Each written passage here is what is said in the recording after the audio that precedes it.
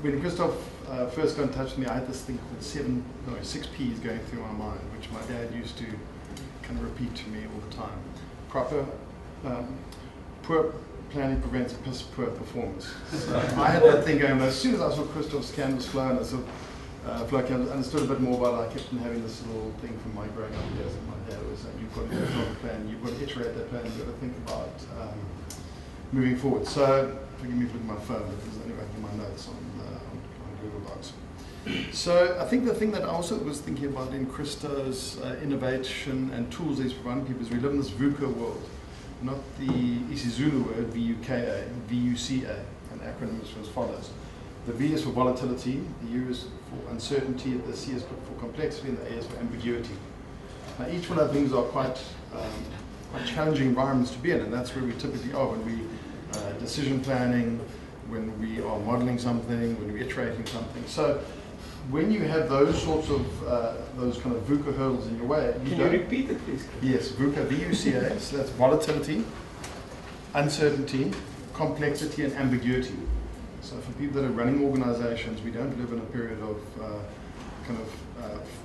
easy viewing down the road. There's a lot of uncertainty, there's ambiguity in terms of the data you're interpreting, there's lots of volatility in terms of currencies or labor issues or technology issues. So I think what I like about this environment is it allows you to retain that light touch.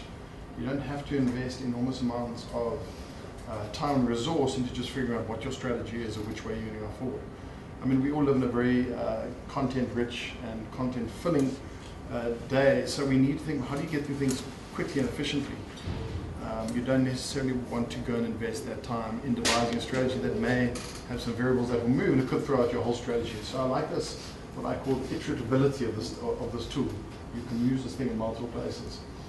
You know, the words that also come to mind for me are things around agile, efficient, effective, collaborative. So agile, again, I think we've talked a little bit to you, that sort of speed of use, and the fact that you don't have to develop too much time to actually get one iteration done, stand back, review, and then potentially do it again and make improvements. Efficient and effective, we all want to do that the way we're working at the moment. We don't want to, again, go back to the point of dedicating too much time and resource to something only to find that it didn't yield outcome, yet we've spent so much time and resource just to get to that point. I love collaborative because I think the world in which we're living is all technology driven. So the fact that people can collaborate and not be in the same environment for me is a fantastic tool. I personally think work has shifted to be the verb and not the noun. For a long time, work was where you went, actually work is what you went to go and do. But by virtue of having land, labor, and capital in one place, we all have to be working in the same place. Now we don't have to be in the same place. So this collaboration and using technology is a very smart piece to the way you're delivering the product, and as you iterate and get better at it, you know, that's going to take on its own kind of capability of this diversity of location of where people are, either by function or by geography. I would use this word iteratable again because it means you can revisit something, and it should always be low cost. We talked about the lean startup and always being mindful of cost, and I think that's just a great feature for me to see this. One last little thing that I always like to ask people is, why do we have a strategy? Because I think a lot of the time here we're talking about it might be a micro strategy or a whole business plan or a whole new division or a new market opportunity, or it might be something that's just something lightweight in the company. And everybody gives different reasons as to why we should have a strategy and why pursue tools like this to come up with an optimal strategy and then implement it. And the answer I like, and I think there are different reasons for why you would go about having a strategy, is for me, one that sticks is that you can then allocate resources efficiently. So there's only finite resources, whether it's people, time, capital, or specifically subset marketing budget.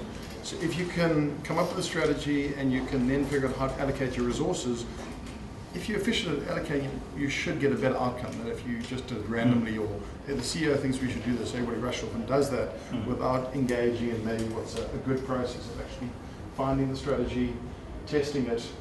And one of my other favorite things to think about is your first test for a strategy before you can implement it is, will it beat the market? So somebody else is going to do this, or somebody else is already doing this, or other people are talking about doing this. Is your strategy the one that's going to beat the market? Because we all live in a competitive world. So being able to use a tool to allow you to get that point where you can answer that question. Say, is this a strategy that we've kind of iterated and gone through that can be better than the market? Because we assume the market's quite efficient and new entrants come in and not so good participants die out, that you need to be able to get to the point where, is this the right strategy, is it going to beat the market?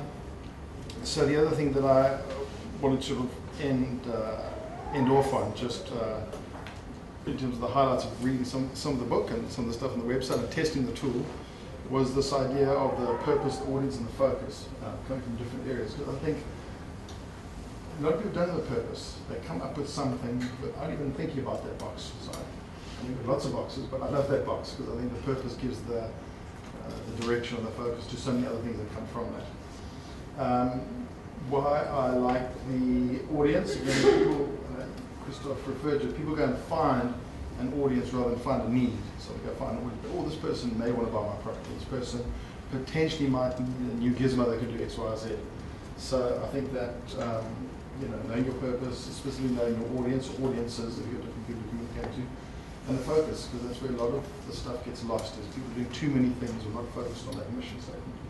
So Christoph, I wish you well. I think it's a very exciting journey, and I think your own delivery model and the way you iterate this to get this beyond South Africa into a global world. Best of luck.